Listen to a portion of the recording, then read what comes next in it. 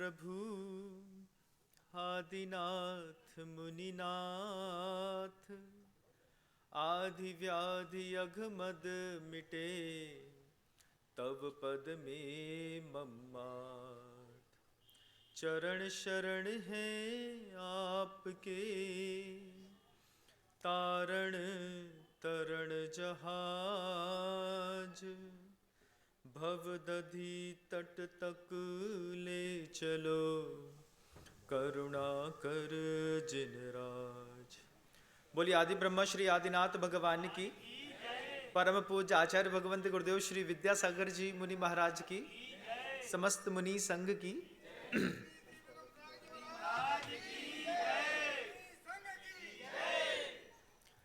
कल हमारी एक चर्चा अधूरी रह गई थी। कल अध्यात्म के क्षेत्र में प्रवेश करने से पूर्व किसी भी भव्य आत्मा की क्या मानसिकता होनी चाहिए, इसके ऊपर संवाद चलते चलते समय पूरा हो गया था। कल बात रखी थी कि कोई भी व्यक्ति जीवन में जब कभी अंतर्मुखी होना चाहता है, सबसे पहले वो अपने जीवन में संवेदना के भाव को बढ़ाता है। संवेदना का भाव कैसा महाराज? कि दूसरे को दुख दे नहीं सकता। पहला सुना था ना कल की नहीं सुना था? सुना था। पहला, दूसरे को दुख दे नहीं सकता। फिर दूसरे को दुख देख नहीं सकता। तीसरी बात रखी थी, आचार्य कहते हैं कि दूसरे का दुख दूर किए बिना रह नहीं सकता। ये अध्यात्म के क्षेत्र में प्रवेश करने वाला कोई भी व्यक्ति है, ईश्वर को प्राप्त करना चाहता है या ईश्वर बनना चाहता है, उसके अंदर की प्राथमिक भूमिका है, जिसके ऊपर गुरुदेव ने जो हाइको लिखा है, पर की पीड़ा अपनी करुणा की परीक्षा लेती बंधु। इसमें आप तीसरी पंक्ति देखिए, जब आदमी अपने और भावों को विकसित करता है, अंदर वो भाव पैदा करता है कि दूसरे का दुख दूर किए बिना मैं रह नहीं सकता। वहां पर बियाबान जंगल में गुफा के अंदर मुनि महाराज बैठे और मल खाने वाला वो सुअर घूम रहा है, जंगली सुअर जो नाना प्रकार के जीवों का सिर्फ मल का भक्षण करता है, लेकिन उसकी भी दृष्टि है, उसको भी साधु समझ में आता है, तो वो संकल्प कर लेता है, सोच लेता है, भले मैं इस साधु को आहार दान तो नहीं दे पाऊंगा, लेकिन इनकी रक्षा करना मेरा कर्तव्य है। वहां सिंह आ रहा है सामने से, उसको मनुष्य की गंध आ रही है। एक को मनुष्य में देवता दिख रहा है और एक को मनुष्य में मांस दिख रहा है। दोनों जानवर हैं, दोनों की दृष्टि अलग अलग है। एक की दृष्टि बिल्कुल शुद्ध और पवित्र उस चमचमाती हुई नग्न दिगंबर देह को देख करके उसमें अपने प्रभु को, इष्ट को आराधना समझ रहा है, करना चाहता है, और दूसरा मांस समझ करके पेट भक्षण करना चाहता है। दोनों में युद्ध बाहर हो रहा है, दोनों युद्ध लड़ रहे हैं और लड़ते लड़ते दोनों मर गए। एक स्वर्ग जा रहा है, एक नरक जा रहा है। महाराज वो सुअर है, उसने तो कोई अच्छा काम नहीं किया, जीवन भर गलत खाया होगा, गलत विचार भी किए होंगे, लेकिन एक बात के परिष्करण से उसकी गति सुधर गई कि आवास दान के निमित्त से पहले से ताड़ गया वो सामने वाला कि ये मुनि महाराज को छोड़ेगा नहीं, इसकी दृष्टि दिखाई देती है, ये मुनि महाराज का वध करके रहेगा, दूसरे का दुख दूर किए बिना मैं रह नहीं सकता। अगर उनके जीवन में दुख आ गया, आप सोचिए बंधु, वो सुअर होकर के दूसरे के दुख को दूर करने में, रक्षा करने में निमित्त बन के अपने प्राण की आहुति देकर के चला गया। आज परिस्थितियां ऐसी हैं कि आप इतने समृद्ध हैं कि आपको दूसरे के दुख दूर करने के लिए अपने प्राण की आहुति नहीं देनी पड़ती, आपके धन की आहुति देनी पड़ती। कितनी सस्ता सौदा है कि अभी गुरु ने हमसे सिर्फ धन की अपेक्षा करी है, हमसे हमारी जान की अपेक्षा नहीं करी। कितना सस्ता सौदा, कितनी सस्ती बात कि साधु परमेष्ठी को यह उम्मीद है कि तुम धन दे दोगे, उससे जिन धर्म की रक्षा हो जाएगी। अभी तो वो वक्त नहीं आया कि जब हम तुमसे ये कहें कि तुमको आज धर्म के लिए अपनी जान देनी है। बहुत सस्ते सौदे में निपट जाते हैं, बहुत सस्ते सौदे में अपना जीवन संवर जाता है बंधु। आंख बंद करके भावना करना, उन मुनि महाराजों को सोचना जिन्होंने धर्म के लिए अपनी जान दे दी, उन लोगों को सोचना जिन्होंने देश बचाने के लिए अपनी जान दे दी। कितना महंगा सौदा खेला होगा। अपनी पत्नी, परिवार, किसी की चिंता किए बिना बस एक चीज, धर्म के लिए तो देना ही है। बलिदान परमो धर्म। वो आध्यात्मिक लोगों की एक दृष्टि रहती है, मैं सबसे बड़ी बात, किसी का दुख दूर किए बिना रह नहीं सकता। इससे ऊपर उठता है वो व्यक्ति, फिर अंदर ही अंदर जब दूसरों को दुख दूर करने की शक्ति अंदर पैदा कर लेता है, उसके बाद भी उसके मन के अंदर एक वेदना रहती है। दूसरा मुख्य सूत्र है कि अपने अंदर वेदना विकसित करिए। कैसी वेदना विकसित करें महाराज? हम दूसरे का दुख दूर करते हैं, हम दूसरे का सहयोग करते हैं, हम दूसरे के क्षेत्रों में काम करते हैं, उनका मदद करके उनके जीवन का विकास करते हैं। लेकिन जब हम अपने अंतरंग को छान करके एक बार आंख बंद करके देखते हैं तो समझ में आता है कि महाराज इतने दिनों से न मैंने किसी को दुख दिया, न किसी का दुख देखा, दूसरे का दुख दूर करने का प्रयास भी किया, लेकिन उसके बाद भी मेरे मन के अंदर से मान कसाई खत्म नहीं हुई, उसके बाद भी मेरे अंदर से क्रोध खत्म नहीं हुआ, उसके बाद भी मेरे मन के अंदर से वासना खत्म नहीं हुई। ये अंदर एक ऐसा अपने खुद की निंदा का भाव पैदा करना पड़ता है। दुनिया में कितना भी बड़ा पाप क्यों ना हो बंधुओं, कितना भी बड़ा पाप, गुरुदेव कहते हैं आपके आंसू में वो ताकत है कि दुनिया के हर बड़े पाप को छोटा कर देता है, बशर्ते वो आंसू हमारी आंख से निकल रहा हो। 2 प्रकार का धर्म है। कौन सा महाराज? 2 प्रकार का धर्म, एक है प्रवृत्ति का धर्म, एक है प्रकृति का धर्म। अभी जो आप करते हैं बंधुओं, उसमें से अपने आप को टटोलिए कि मैं प्रवृत्ति का धर्म करता हूं कि मैं प्रकृति का धर्म करता हूं। आपकी प्रवृत्ति का धर्म नहीं है। प्रवृत्ति का धर्म होता तो दान देने के लिए मुनि महाराज को उपदेश नहीं देना पड़ता, दान देने के लिए मुनि महाराज को तुम्हें समझाना नहीं पड़ता। तुम्हारी प्रवृत्ति का धर्म होता तो, प्रकृति का धर्म अगर तुम्हारा होता तो तुम खुद जाते मुनि महाराज के पास, महाराज मेरे पुण्य के यहां मेरी इतना वैभव है, इसमें से आप बताइए मुझे कितना देना है।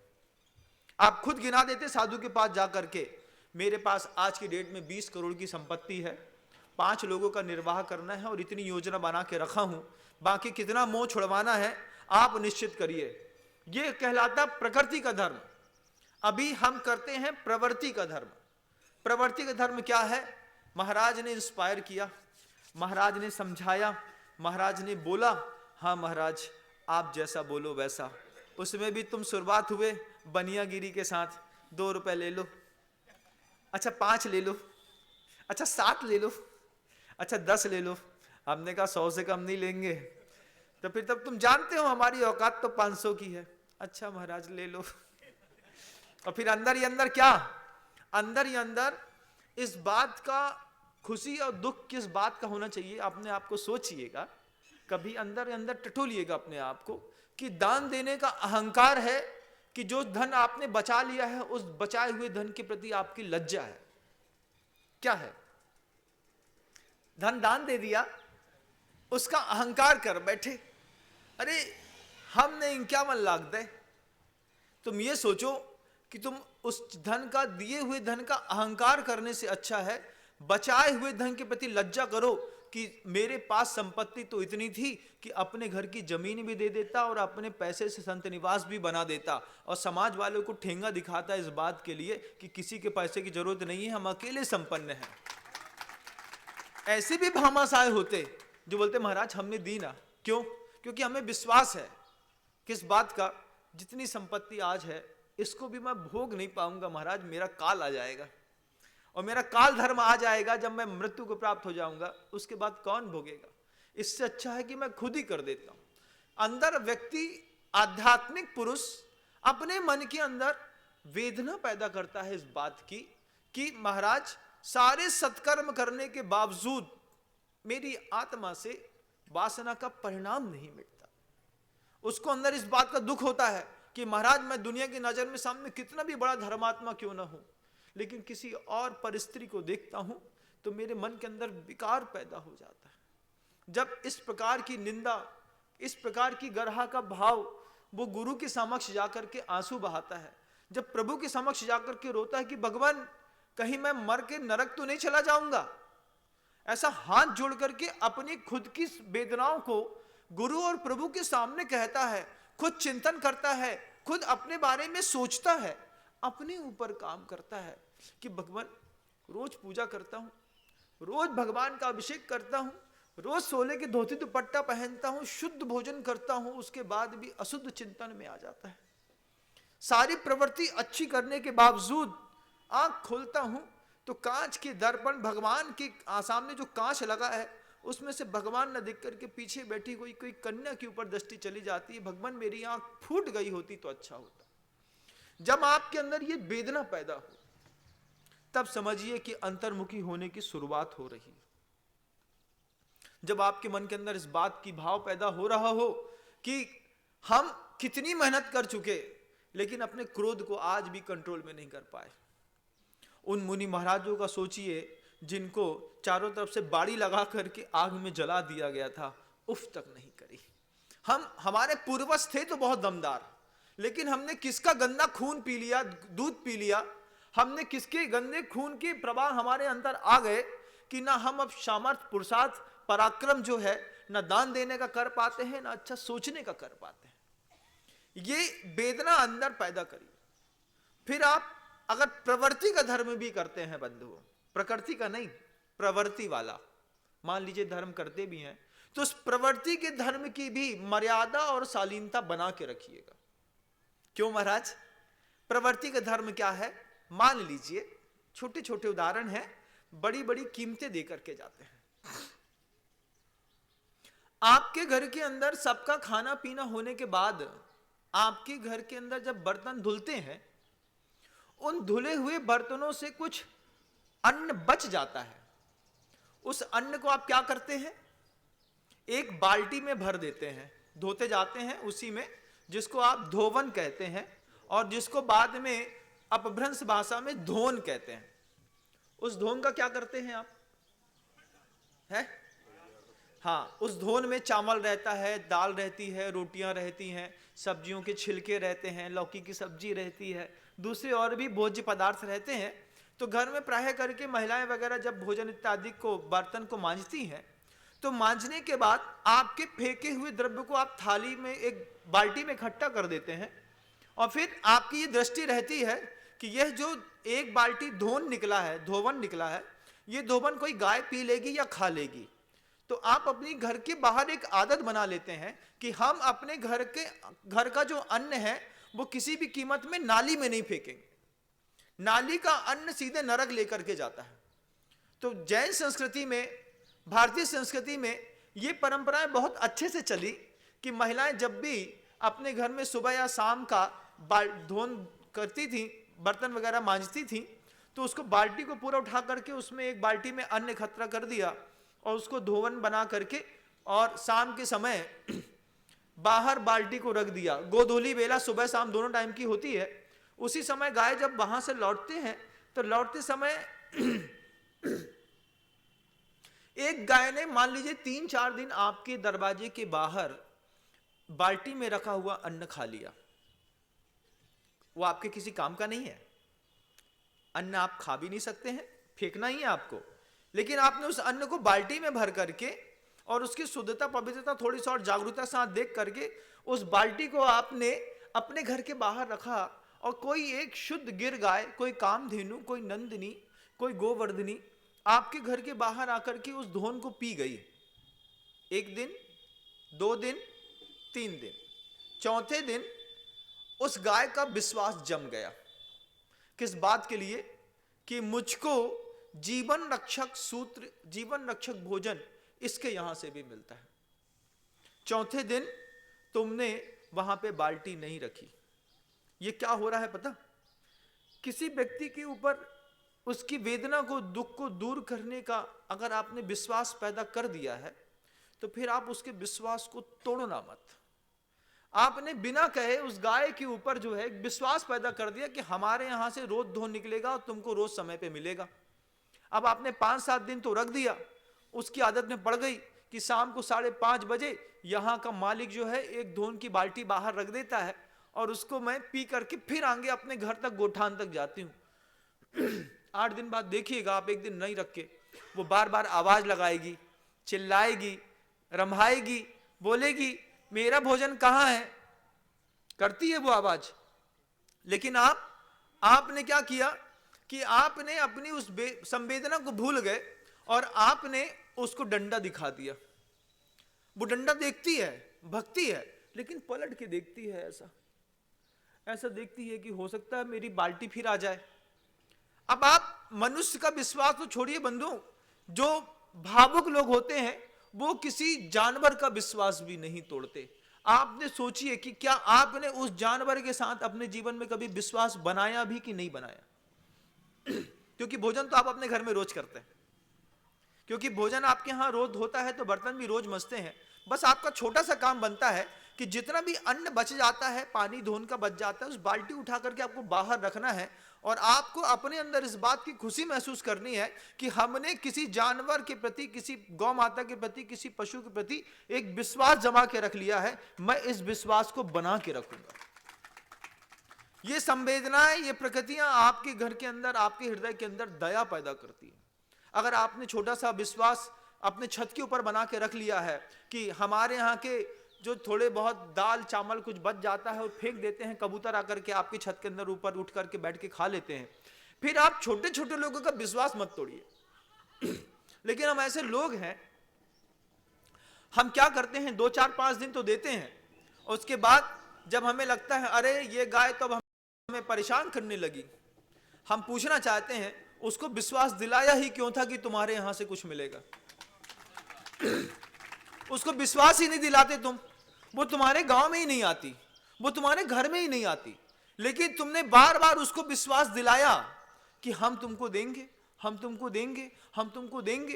तुमने विश्वास दिला करके फिर तुमने उसको डंडा दिखाया। उसकी आत्मा कितनी दुखती होगी? दुखती है कि नहीं?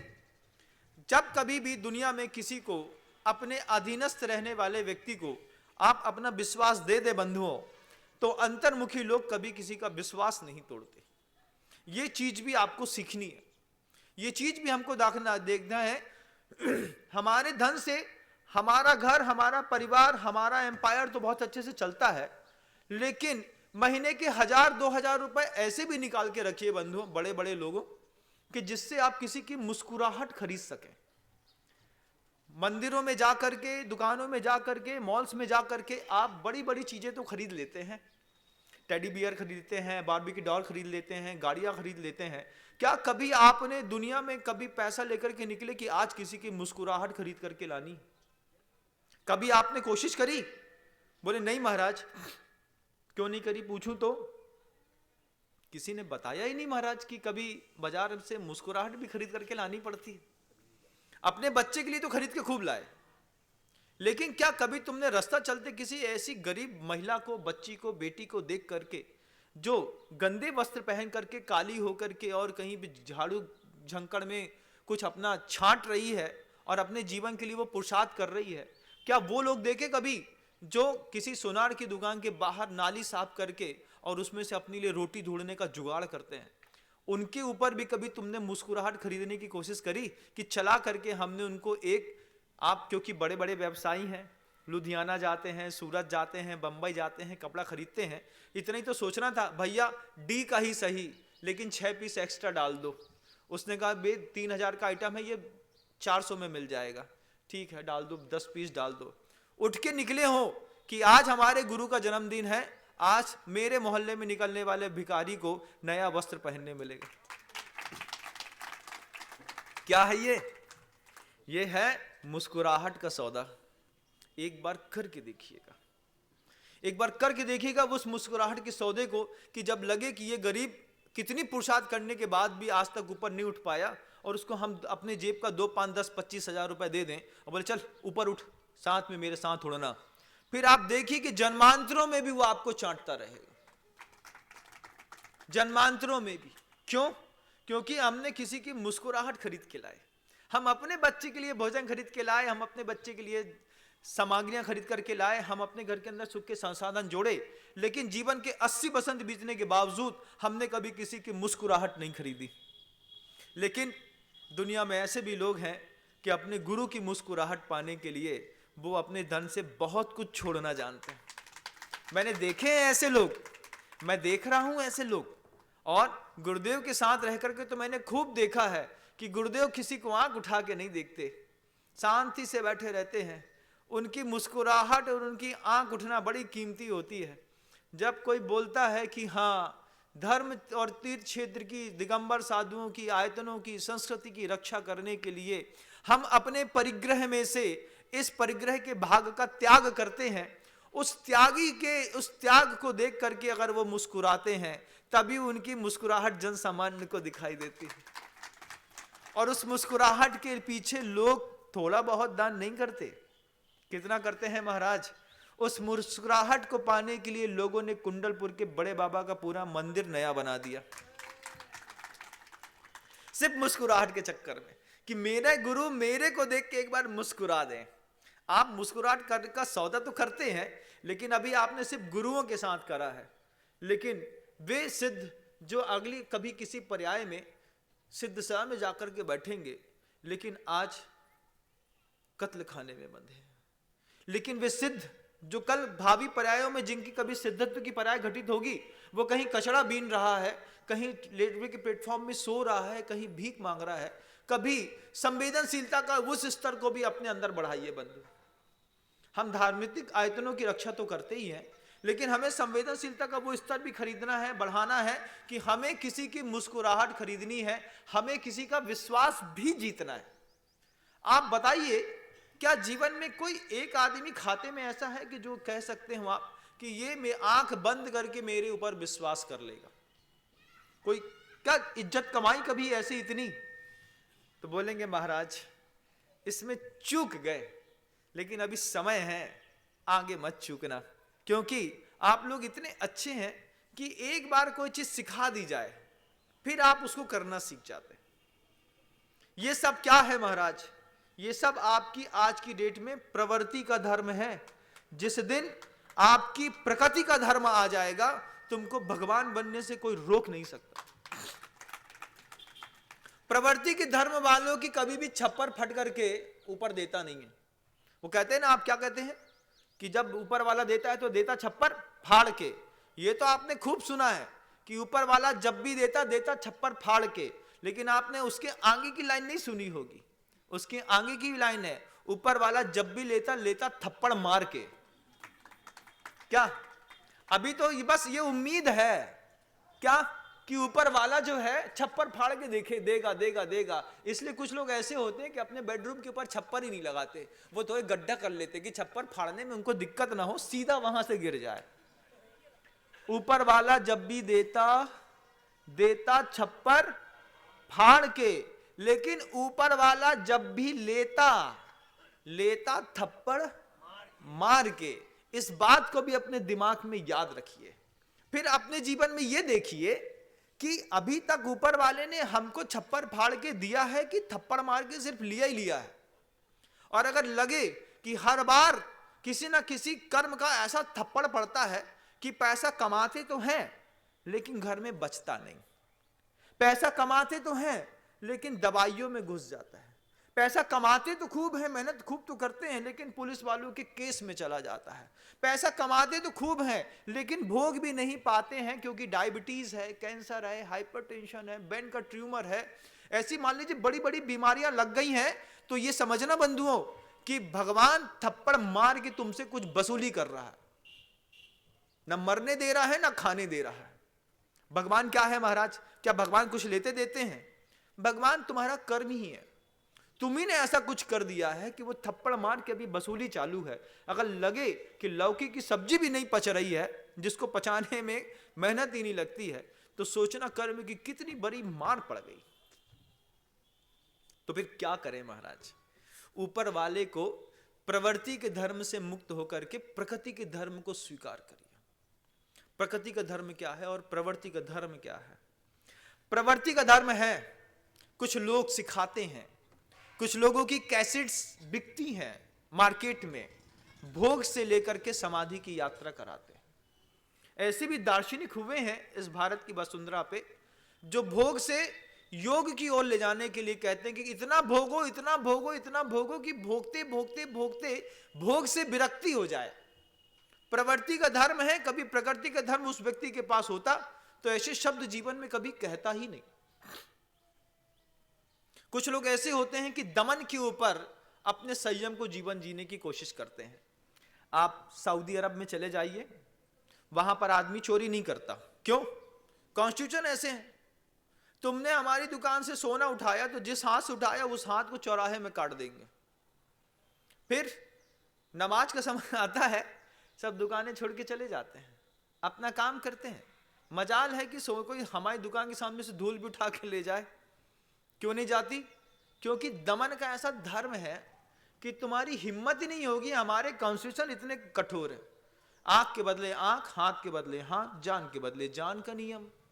अब जान जाए तो जाए कैसे, और जाए तो फिर दोनों तरफ की जाएगी, तेरी भी जाएगी और मेरी भी जाएगी। तो कुछ लोग ऐसे संयमित रहते हैं, कुछ लोग अपने संयम को बढ़ाए रखने के लिए भक्ति का मार्ग अपनाते हैं। ये दो तो खैर संसार के नियम है, लेकिन कुछ संयम ऐसे हैं जो भक्ति के हैं। भक्ति के संयम में प्रवृत्ति का धर्म, दो चीजें, भक्ति भी है लेकिन वो प्रवृत्त्यात्मक है, वो प्रकृति के साथ की नहीं है। तो प्रवृत्ति की भक्ति कैसी होती है? मंदिर चला जाता है, भक्तांबर प्रणते माली मणि प्रभाणाम पढ़ रहा, कितने बार? अरे आज तो अबे 24 घंटा को चल रहा है, 24 घंटा के प्रवृत्ति का धर्म, 24 घंटे के भक्तांबर को पाठ कक्का कहां रखो तो चले गए। अब शाम को भैया 7 बजे के बाद पहले ब्यारी ले आओ, दूध ले आओ, केला की चिप्स ले आओ, रसगुल्ला ले आओ, रबड़ी ले आओ। भैया ये भक्तांबर पढ़ने आए थे कि ब्यारी करने आए थे? बोले अरे भैया ऐसे एक को नाम धर्म है, ये क्या है? ये प्रवृत्ति है तुम्हारी, ये धर्म नहीं है तुम्हारी, ये भक्ति किसी काम की नहीं है। क्योंकि ऊपर वाला तुम्हारे प्रवृत्ति के धर्म को नहीं देखता, ऊपर वाला तुम्हारे प्रकृति के धर्म को देखता है। तुम्हारी प्रकृति के धर्म क्या है? जब तुम्हें अपनी प्रकृति समझ में आ जाए तो अंदर ही अंदर अपने अंदर वेदना पैदा करो इस बात की कि महाराज प्रवृत्ति के रूप में तो मैं धर्मात्मा ऊपरी लोक में सिद्ध हो गया, मेरी बड़ी बड़ी गद्दियां बन गई, लेकिन प्रकृति के धर्म में आज भी मुझ में उस डाकू में कोई अंतर नहीं। अंगुली माल सुधर गया, बड़े बड़े डाकू साधु बन गए, प्रवृत्ति के धर्म से नहीं बंधुओं, प्रकृति के धर्म से। हम अपने अंदर हाथ धर के एक बात को सोचें, क्या मैं प्रकृति का धर्मात्मा आज तक बन पाया कि नहीं? श्री राम की कृपा मुझ पर हुई कि नहीं? भगवती की कृपा मुझ पर हुई कि नहीं? आदि योगी ने मुझे स्वीकार किया कि नहीं? भगवान ऋषभ देव के मैं वंशज कहलाने के लायक बन पाया कि नहीं? क्यों? प्रवृत्ति के धर्मात्मा संसार में बहुत मिलते हैं, प्रकृति के धर्मात्मा कहां मिलते हैं? एक खोज के लाइएगा। प्रकृति का धर्मात्मा कैसा है कि रात को सोते सोते भी अगर मच्छर काट रहा है तो उस प्रकृति के धर्मात्मा ने कभी उस मच्छर को ऊपर नहीं उठाया। विश्वास न हो तो गुरुदेव की पूरी देह को देखिएगा, पूरी देह में छोटे छोटे डार्ट्स निकले हैं, मच्छरों ने इतना खून पिया है, लेकिन प्रकृति के धर्मात्मा ने आज तक एक भी मच्छर की हिंसा नहीं करी। तुम कैसे? प्रवृत्ति के धर्मात्मा, यहां तो सब ठीक है। प्रकृति का धर्मात्मा होता तो घर के अंदर मच्छरदानी लगाता, प्रवृत्ति का धर्मात्मा है तो घर के अंदर ऑल आउट लगाता है, बॉल्स खरीदता है, गेंद खरीदता है। आजकल वो नए चल गए हैं, एयर को खींचते हैं और नीचे नीचे पूरे मच्छरों को एकत्रित कर देते हैं। आप कहां पर प्रकृति के धर्मात्मा है? अपने चौके में प्रकृति का धर्म देखिएगा। जब चींटियों की लाइन चलती है और आप लक्ष्मण रेखा लगा देते हैं, अगर अच्छे से साफ कर दिया होता, थोड़ा गर्म पानी में थोड़ा सा नमक डाल करके आपने पट्टी साफ करी होती भोजन बनाने की, वहां चींटियां नहीं होती। अगर आपने दूध की बाहर जो बूंद कुछ रुक गई थी, उस बूंद को वहीं पे रखे कपड़े से पोंछ दिया होता तो आपके दूध में चींटी नहीं लगी होती। लेकिन हम प्रवृत्ति के धर्मात्मा इतनी हड़बड़ी वाला जीवन जीते हैं कि हमारी चौके में, हमारे भोजनालय में, हमारे देवालय में जो हिंसाएं होती हैं वो प्राकृतिक रूप से ना होकर के अब प्रवृत्त्यात्मक होने थे। मेरी बात गलत है? सही है। लक्ष्मण रेखा नहीं लगाते? लगाते महाराज, इतने झींगुर हो गए, इतने कॉकरोच हो जाते हैं, इतना ये हो जाता है। अगर तुम प्रवृत्ति के धर्मात्मा हो तो तुम कॉकरोच के लिए लक्ष्मण रेखा लगाओगे, लेकिन अगर तुम प्रकृति के धर्मात्मा हो तो जब अपना चौका साफ कर रहे होगे तो गर्म पानी तेज ले लोगे, उसमें थोड़ा सा नमक डाल दोगे और फिर पोंछा लगाओगे, तुम देखोगे एक भी चींटी की लाइन वहां से निकलेगी ही नहीं। थोड़ी सी सावधानी आगे की आसानी है ही, आप समझते हैं उस बात को, लेकिन हम क्या करें महाराज। आप सिखा दीजिए कितनी भी अच्छी बात, ज्यों धोवे प्यो मैली। कल सुबह होते होते तक कल का प्रवचन आज ठुस हो जाता है। आज की बातें 24 घंटे चल जाएं सो बहुत बड़ी बात है। कल सवेरे फिर जैसे छोटे से बच्चे को सुबह सोते उठते साथ भूख लगती है, ऐसे तुम लोग सुबह सुबह जाते हो महाराज आज का और दे दो, आज का और दे दो। 24 घंटे भी फ्रीज कर लिए तो भी बहुत बड़ी बात। बोले महाराज जब हम सुधरते नहीं हैं तो प्रवचन क्यों देते हैं? जब आपको पता है कि हम टस से बस नहीं होने वाले, उसके बाद भी आप रोज प्रवचन देते हैं, क्यों? अरे इसी का नाम तो कृपा है कि पता है कि तू नहीं सुधरेगा, उसके बाद भी तेरे ऊपर कृपा करते हैं। इसी को कृपा कहा है, इसी को दया, इसी को अनुकंपा कही है। कुछ लोग भोग से समाधि ले जाते हैं, कुछ लोग दमन से अपने आप को संयमित रखते हैं, कुछ लोग भक्ति करते हैं लेकिन प्रवृत्तिवादी करते हैं, कुछ लोग ज्ञान का सहारा लेते हैं। ज्ञान का सहारा कैसा लेते हैं? बड़े बड़े शास्त्र पढ़ लिए, बड़ी बड़ी चीजों को देख लिया, जान लिया, समझ लिया और अपने आप को ज्ञानी समझ गए। इन ज्ञानियों की भी बड़ी थूथू होती है संसार में। जितने भी पुस्तकों के ज्ञानी मिले हैं इनमें से एक को भी सुख नहीं मिला। गुरुदेव कहते हैं कितना भी बड़ा ज्ञानी क्यों ना हो, कितना बड़ा, कितना भी बड़ा क्यों ना हो, चाहे वो 80 साल का हो, चाहे धोती पहनता हो, दुपट्टा पहनता हो, टोपी लगाता हो, मफलर डालता हो, चश्मा लगाता हो, बड़ी बड़ी किताबों को कांख में दबा के चलता हो, कितना भी बड़ा ज्ञानी क्यों ना हो, कितना भी बड़ा कपड़े वाला ज्ञानी कितना भी बड़ा क्यों ना हो, स्त्री और धन सामने आता है और उसका ज्ञान दूर छूट जाता है। गुरुदेव कहते हैं श्री और स्त्री ज्ञानी के सामने आई और ज्ञानी ने अपने ज्ञान की जितनी पोथियां हैं उठा करके किनारे फेंक दी। या तो वो स्त्री के पीछे लग गया, नहीं तो धन के पीछे लग गया। क्यों महाराज? आप देख लीजिए, एक योगी को भ्रष्ट करने के लिए इंद्र तक को अप्सरा, मेनका, रंभा, तिलोत्तमा क्या क्या नहीं भेजना पड़ता है, तब जाकर के उसके स्वर्गों की सीटें बसती हैं। अच्छे अच्छे ज्ञानियों का ज्ञान स्त्री और धन के सामने छूट करके किसी नाली के कोने में पड़ा रहता है।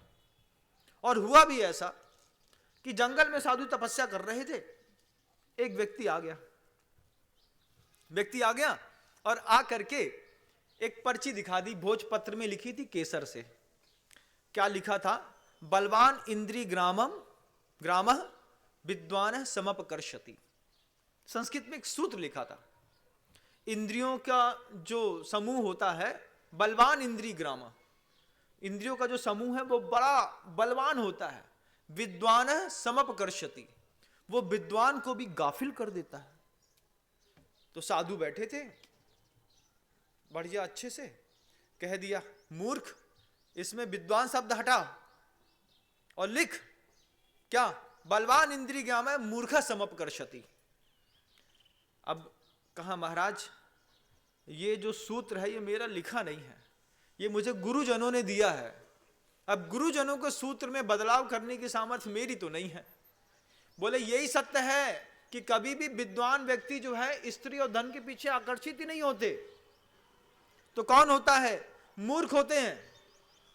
मूर्ख, विद्वान क्या स्त्री के ऊपर आकर्षित नहीं होता? संयमी में, जितेंद्रिय में और ज्ञानी में यही तो अंतर है कि ज्ञान अगर संयम के साथ हो तब तो बहुत सौंदर्यवान होता है, लेकिन अगर गृहस्थ के पास ये द्वादशांग का ज्ञान आ भी जाए लेकिन वो धन और स्त्री का आकर्षण छोड़ नहीं पाते।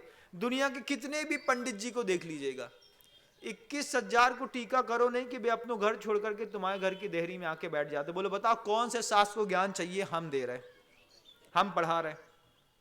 देते कि नहीं? क्यों? धन के आगे सब कुछ बेकार है, स्त्री के आगे कई कई चीजें बेकार है। क्यों? सिर्फ ज्ञान है, संयम नहीं है। अब उस साधु पर में, साधु जो थे वो साधु से बोल दिया बलवान इंद्रिय ग्राम है विद्वान समपकर्षति। वो कहते हैं लिखो इसमें, बदलो इसको, बलवान इंद्रिय ग्राम है मूर्ख है समपकर्षति। बोला ठीक है महाराज, 3 दिन बाद बात करेंगे। और साधु अपने भोजन के एकत्रित करने के लिए जंगल में लकड़ी लेने चले गए। लकड़ी लेकर के आए तो देखा कि जिस आश्रम में रुकता था, रहता था, वहां पे जहां पर मैं अपना भोजन इत्यादि बनाता था, मेरे आश्रम का दरवाजा बंद है। अब दरवाजा बंद है तो क्या करूं? अंदर से आवाज आ रही है। बाहर से मेरा दरवाजा था, कुंडी चढ़ा के गया था और कुंडी खुल करके अंदर से बंद हो गई। अब अंदर से बंद हो गई, जब वो साधु वापिस आया, वापिस आकर के देखा कि दरवाजा बंद है, धक्का मारा, कौन है अंदर? अंदर से स्त्री की आवाज आई, मैं नहीं खोलूंगी, मुझे मेरे शील से बहुत स्नेह है, मैं नवयुवती कन्या, किसी भी कीमत में ये दरवाजा नहीं खोलूंगी। अब सामने वाले को लगा कि कोई कन्या अंदर चली गई है जिसको सील से भय है। हाँ ठीक है, कोई दिक्कत नहीं होती है, ऊपर है, उसको सील का भय है। फिर वो रात में धीरे से संबोधन देकर के कहते हैं, अच्छा तुम्हें भय है तो तुम मत खोलो, तुम अंदर ही रहो, मैं बाहर सो जाता हूं। हाँ तो आप अंदर नहीं आइएगा, भले ये आपका है, लेकिन जब तक मेरे पति नहीं आ जाते हैं तब तक मैं किसी को अंदर आने नहीं दूंगी। ठीक है, तू चिंता मत कर, तू अंदर रह ले, हम बाहर सो लेते हैं। अब रात में 10 बजे रात को वह अंधकार में अपनी पति की विरह वेदना में एक ऐसी राग मांगनी गाती है कि उस राग को सुन करके अच्छे अच्छे के मन के अंदर जो है काम का उद्रेक पैदा हो जाता है। अब उससे रहा ना गया, जैसे जैसे उसकी मीठी मधुर आवाज सुने और जैसी आवाज कान में जाए, सामने वाले की साधु की वासना जग गई। अब वासना जब हावी होती है तो गुरुदेव ने 17 अक्षर की पंक्ति में वो बात लिखी है, किसी वेग में किसी को भी वासना मतलब ऐसा नहीं कि सिर्फ स्पर्शन इंद्रिय संबंधी, धन की वासना हो सकती है, भोजन की वासना हो सकती है, स्त्री की वासना हो सकती है, परिग्रह की वासना हो सकती है, संसार में भोग भोगने की वासना हो सकती है।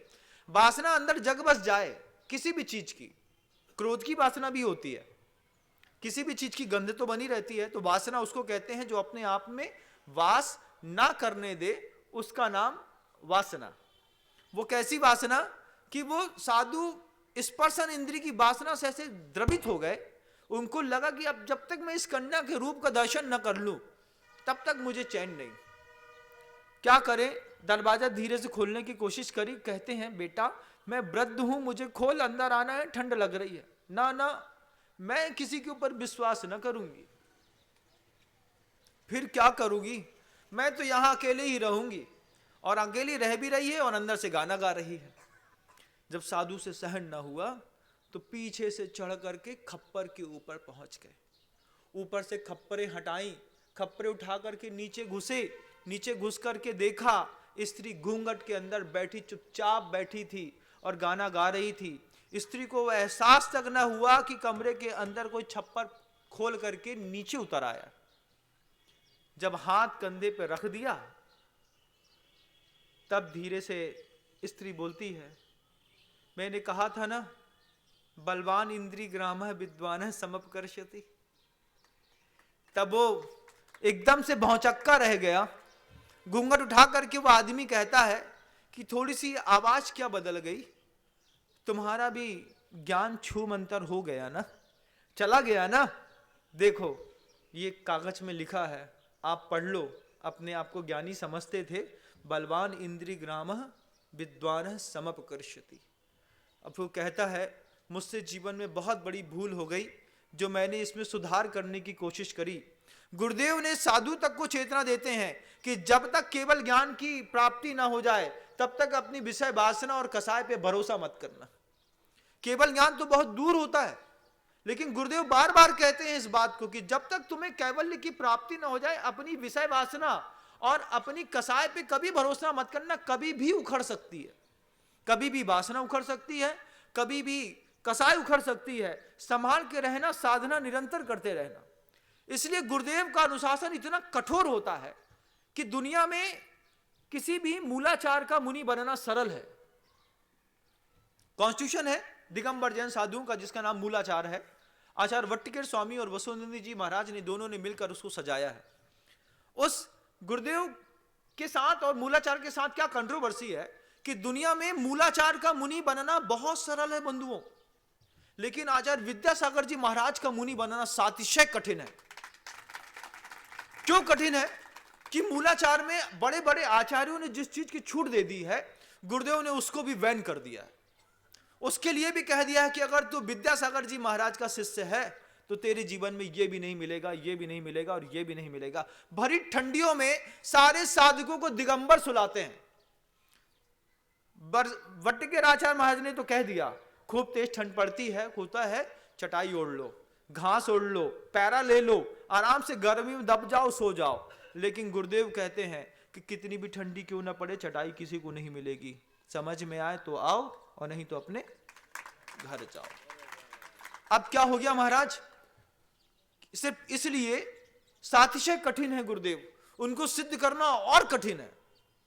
और उसके बाद भी भले वो कहीं बैठे हैं और हम कहीं बैठे हों, लेकिन कठोर अनुशासन इतना जबरदस्त है कि शिष्य की एकांत में भी पाप करने की हिम्मत नहीं होती। क्यों? क्योंकि उसको वो प्रकृति का धर्मात्मा बन चुका है। प्रवृत्ति का धर्मात्मा उन्होंने अपने साथ रह करके 10 साल, 5 साल, 4 साल में उसको तैयार कर देते हैं। जब गुरुदेव को ये लगने लगता है कि प्रवृत्ति की धर्मात्मा की प्रकृति भी सुधर गई है, तब वो बोलते हैं कि तुमको नैनू बना करके मठा के बीच में छोड़ रहे हैं। उसका खट्टापन रहता है और तेरा मीठापन रहता है, अपना मीठापन बना के रखना। समाज क्या है, खट्टा मट्ठे की जैसी है कि नैनू जो निकलता है वो मट्ठे से ही निकलता है। दही को बिलोना पड़ता है, ठंडा पानी डाला, मथनी चलाई, खूब मथा, मथने से नैनू निकल गया। लेकिन नैनू निकालने के बाद नैनू को दूसरा पात्र नहीं देना पड़ता।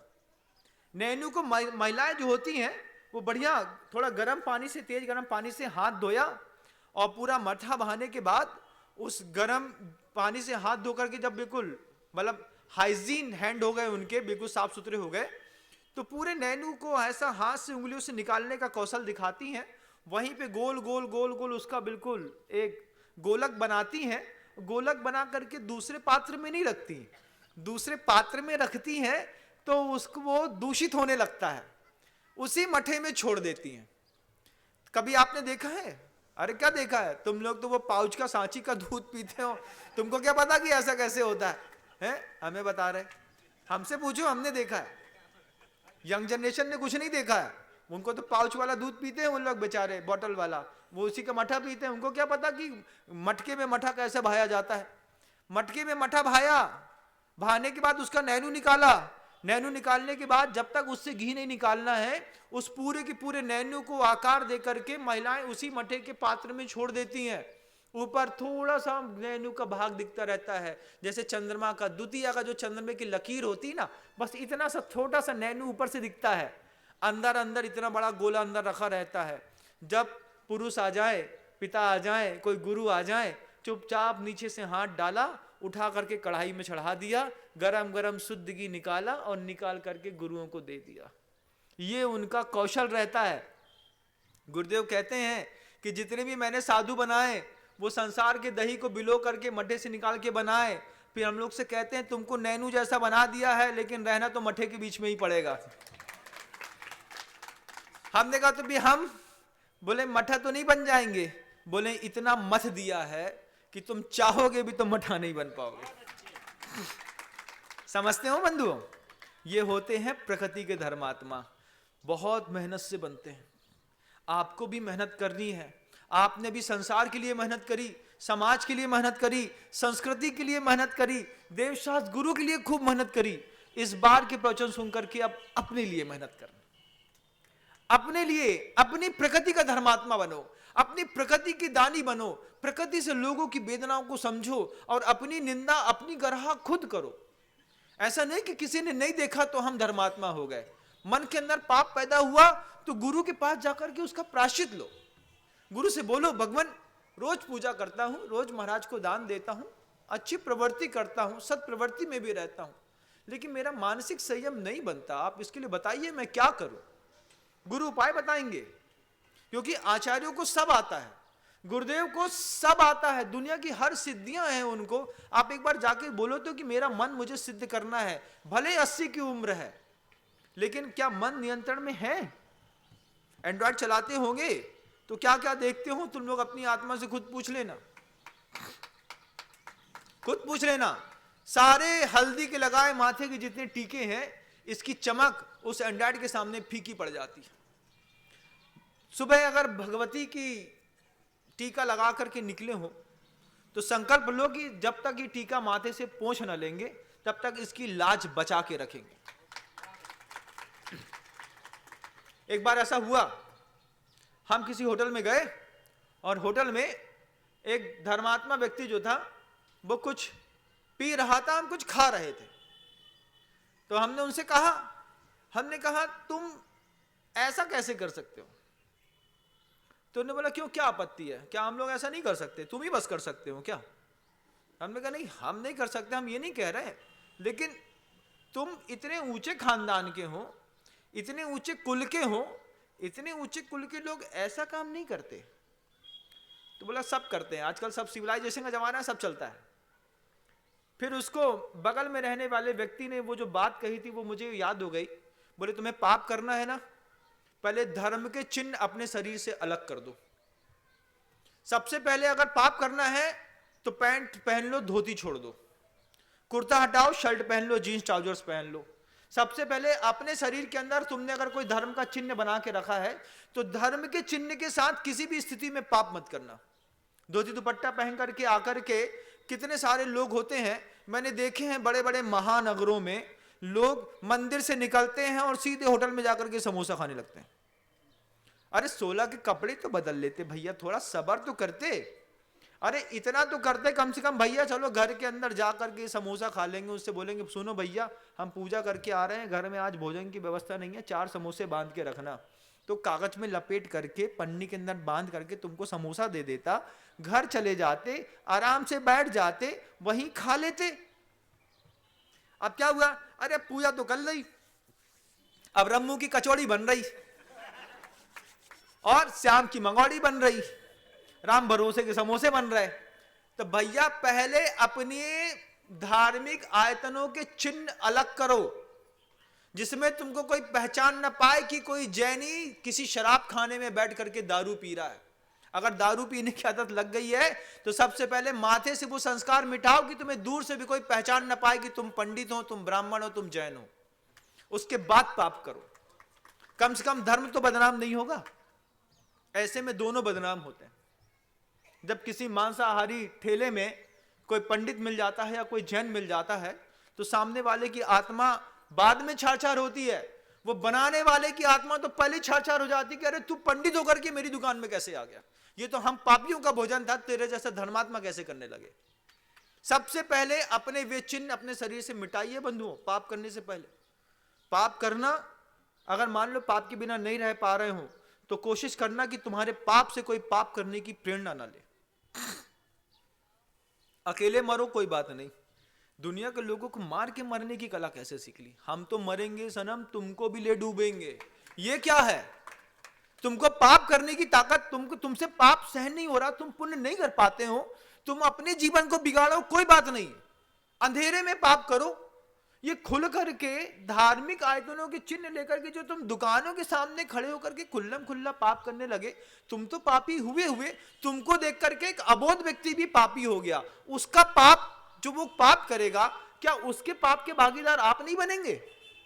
बनेंगे महाराज, बिल्कुल बनेंगे, आप शुद्ध बनेंगे। अगर किसी व्यक्ति ने आपको देख करके व्यसन करना सीखा है तो उसके जितना भी व्यसन करता है उस व्यसन का बहुआंश आपके दिमाग में, आपके कर्म के अकाउंट में भी जाएगा। हम कोशिश करें अपने आप को प्रकृति का धर्मात्मा बनाने की।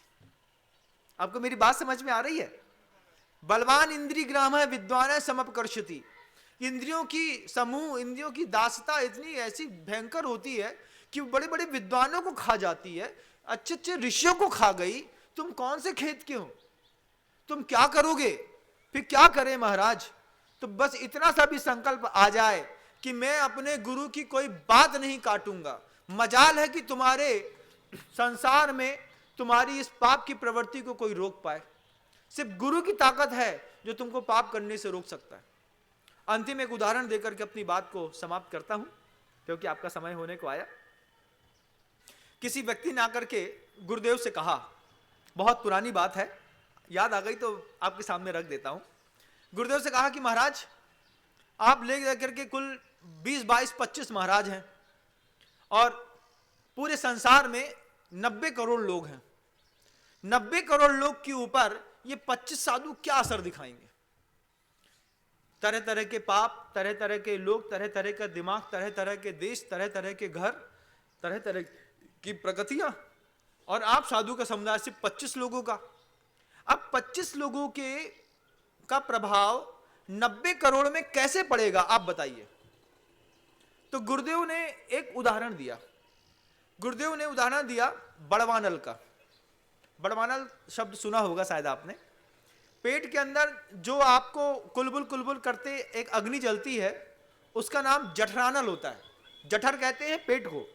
उसमें एक अग्नि जलती है जिससे आपका भोजन पचता है, ये होती है जठरानल।